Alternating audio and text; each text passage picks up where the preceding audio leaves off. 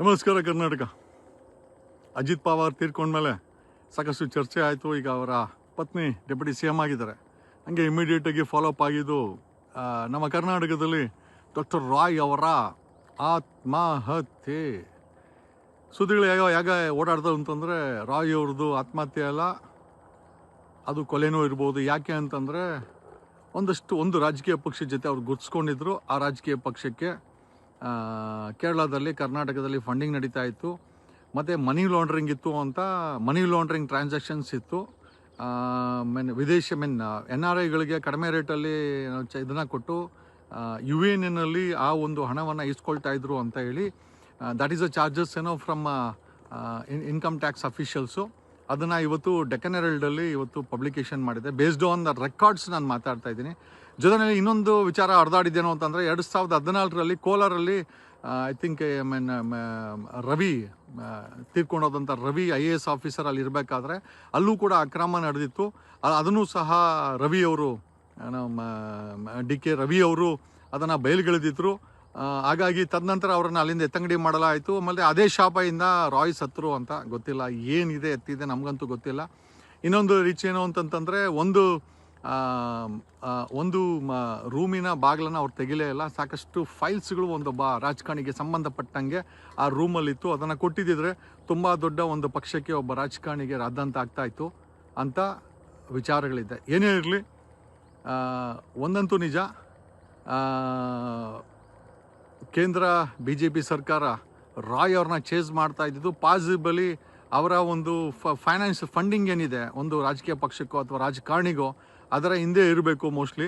ಅದಕ್ಕೋಸ್ಕರನೇ ಪದೇ ಅವರು IT ರೈಡ್ ಮಾಡ್ತಾಯಿದ್ರು. ಪ್ಲಸ್ ಕೇರಳದಲ್ಲಿ ಬೇರೆ ಇದೇನು ಚುನಾವಣೆಗಳಿರೋದ್ರಿಂದ ಮೋಸ್ಟ್ಲಿ ಅಲ್ಲಿನ ಇವ್ರ ಫಂಡಿಂಗ್ ತಪ್ಸೋಕ್ಕೇನಕ್ಕೋಸ್ಕರ ಏನಾದರೂ IT ಅವರು ಈ ರೀತಿ ಕೂತ್ಕೊಂಡ್ರ, ಆ ಒಂದು ಪ್ರೆಷರ್ಗೆ ಏನಾದರೂ ಇವರೇನಾದರೂ ಆತ್ಮಹತ್ಯೆ ಮಾಡ್ಕೊಂಡ್ರ.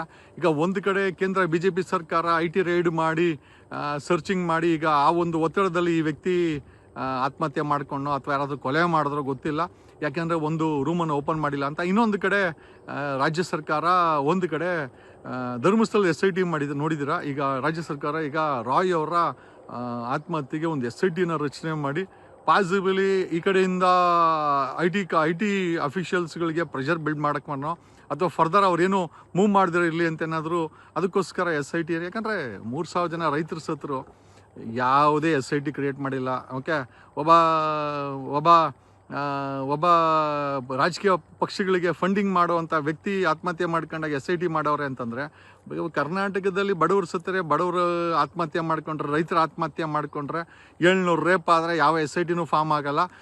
ಅಥವಾ 20 ಲಕ್ಷಕ್ಕೂ ಹೆಚ್ಚು ಬಾಂಗ್ಲಾದೇಶಿಯರು ಕರ್ನಾಟಕದಲ್ಲಿ ಬೆಂಗಳೂರಲ್ಲಿ ಕೂತವ್ರೆ, ಅದ್ರ ಬಗ್ಗೆ SIT ರಚನೆ ಆಗಲ್ಲ. ಈಗ ರಚನೆ ಮಾಡ್ತಾ ಇದ್ದಾರೆ ಅಂದರೆ ಮೋಸ್ಟ್ ಪ್ರಾಬಲಿ ಒಂದು ಕಡೆ BJP ಅವ್ರು ಮಾಡಿರೋ ಈ IT ರೈಡ್ಗೆ ಕಾಂಗ್ರೆಸ್ ಸರ್ಕಾರ ಮೋಸ್ಟ್ಲಿ SITನ ರಚನೆ ಮಾಡಿ ಏನೋ ಕಿಸಿಯಕ್ಕೆ ಹೊಡ್ತಾ ಐತೆ. ಗೊತ್ತಿದೆಯಲ್ಲ ನಮಗೆ, ಧರ್ಮಸ್ಥಳದ ವಿಚಾರದಲ್ಲಿ ಇವರು SITನ ಮಾಡಿ ಏನು ಕಿಸಿದ್ರು, ಯಾವ ರೀತಿ.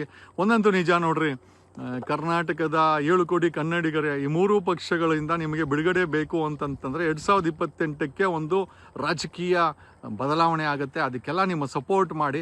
ಅದು KRS ಪಕ್ಷ ಆಗಿರ್ಬೋದು, ಅಥವಾ ನಾವುಗಳಾಗಿರ್ಬೋದು, ಅಥವಾ ಇನ್ನೊಂದಷ್ಟು ಒಂದು ರಾಜಕೀಯ ಬದಲಾವಣೆಗಳು ಏನಾಗ್ತಾ ಇದೆ, ಅದಕ್ಕೆ ನೀವೆಲ್ಲ ಸಜ್ಜಾಗಬೇಕು. ಇಲ್ಲ ಅಂತಂದರೆ ಅವ್ನು ಯಾರೋ ನೋಡಿ ಇನ್ನು ದ್ವೇಷ ಭಾಷಣದ ಬರೀ ಇನ್ನೂ ಅಂಗೀಕಾರನೇ ಆಗಿಲ್ಲ, ಅದು ಇನ್ನೂ ಬಿಲ್ ರೂಪದಲ್ಲಿದೆ, ಇನ್ನೂ ಅದು ಕಾನೂನಾಗಿ ಬದಲಾವಣೆ ಆಗಿಲ್ಲ. ಅದ್ರ ಕಡೆ ನೋಟಿಸ್ ಕೊಟ್ಟು ಒಬ್ಬ ಇನ್ಸ್ಪೆಕ್ಟ್ರು ವಸೂಲಿಗೇನೋ ಗೊತ್ತಿಲ್ಲ. ಒಟ್ಟಿನಲ್ಲಿ ಒಂದಂತೂ ನಿಜ ರೀ, ಕೋಟಿ ಹಣ ಕೊಟ್ಟು ಪೋಸ್ಟಿಂಗ್ ಮಾಡಿಸ್ಕೊಂಬಂದು ಇವ್ರುಗಳು ಪ್ರತಿದಿನ ಇಲ್ಲದ ಕಾನೂನುಗಳು, ಇರೋ ಕಾನೂನುಗಳು, ಸುಳ್ಳು ಕೇಸುಗಳು ಹಾಕೋದು. ಆಲ್ರೆಡಿ 5 ಕೋಟಿ ಕೇಸುಗಳು ಭಾರತದಲ್ಲಿ ಜುಡಿಷಿಯರಿಯಲ್ಲಿ ಪೆಂಡಿಂಗ್ ಇದೆ. ಅದನ್ನು ಡಿಸ್ಪೋಸ್ ಮಾಡೋಕ್ಕೆ 400 ವರ್ಷ ಬೇಕಂತೆ. ಇವ್ರುಗಳು ನೋಡಿದ್ರೆ ಪ್ರತಿದಿನ ಸುಳ್ಳು ಕೇಸುಗಳು ಹಾಕೋದು, ವಸೂಲಿಗಿಳಿಯೋದು, ಸುಳ್ಳು ಕೇಸ್ ಹಾಕೋದು, ಕೋಟಿ ಹಿಡಿಯೋದು, ಪೋಸ್ಟಿಂಗ್ಗೆ ಕಾಸು ಕೊಟ್ಟು ಪೋಸ್ಟಿಂಗ್ ಮಾಡಿಸ್ಕೊಂಬರೋದು, ಅಪಾಯಿಂಟ್ಮೆಂಟ್ಗೆ ಕಾಸು ಕೊಟ್ಟು ಪೋಸ್ಟ್ ಮಾಡಿಸ್ಕೊಂಬರೋದು, ಆಮೇಲೆ ಬಂದು ಜನರ ಪ್ರಾಣನ ತಿನ್ನೋದು, ಸುಳ್ಳು ಕೇಸುಗಳು ಹಾಕೋದು, ಜೈಲಿಗೆ ಕಳಿಸೋದು, ಮನೆಗಳ ಹತ್ರ ನುಗ್ಗೋದು.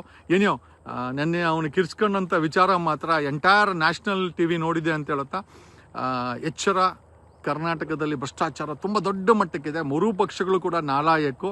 1250 ಕೆರೆಗಳು ಬೆಂಗಳೂರಲ್ಲಿ ಮಾಯ ಆಗಿದೆ. ಕರ್ನಾಟಕದಲ್ಲಿ 11,000 ಕೆರೆಗಳು ತಿಂದಾಕವ್ರೆ ಇವರು. ಬರೀ ಭ್ರಷ್ಟಾಚಾರ, ಇವ್ರ ಆಸ್ತಿಗಳನ್ನ ಹೆಚ್ಚಿಗೆ ಮಾಡ್ಕೊಳ್ತಾರೆ ಹೊರತು ಯಾವ ರೀತಿಯ ಒಳ್ಳೆಯದನ್ನು 7 ಕೋಟಿ ಜನರಿಗೆ ಮಾಡಲ್ಲ. BJP ಆದಮೇಲೆ ಕಾಂಗ್ರೆಸ್ ಆದಮೇಲೆ JDS ಬರೀ ಇವರೇ ರೊಟೇಷನ್ನು. ಓಕೆ, ಆಮೇಲೆ ಅಲ್ಲಿ ಸಭೆ ಇಲ್ಲಿ ಸಭೆ ಏನೋ ಈ ಎಲ್ಲ ವಿಚಾರಗಳನ್ನು ಹೇಳುತ್ತಾ ನಾನು ನಿಮ್ಮ advocate Jagadish from true life news channel. ಧನ್ಯವಾದಗಳು.